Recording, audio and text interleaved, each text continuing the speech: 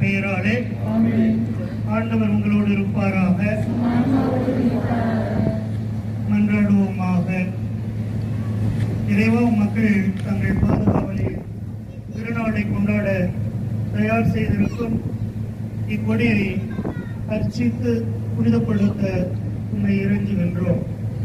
இக்கொடி உயர ஏற்றப்படுவது போல இவருடைய உள்ளங்களும் விண்ணகம் நோக்கி உயர்த்தப்படுவனவாக. நவநாட்களில் இக்கொடியை காண்போர் அனைவரும் எம் பாதுகாவலியான பூலோகம் போற்றும் பூண்டி புதுமை மாதாவை நினைவு கூர்ந்து அவர்கள் முன்மாதிரியை பின்பற்றி உமக்கு உகந்தவர்கள் அவர்களாக எங்கள் ஆண்டவராகிய கிறிஸ்து வழியாக உம்மை நன்றாடுகின்றோம்.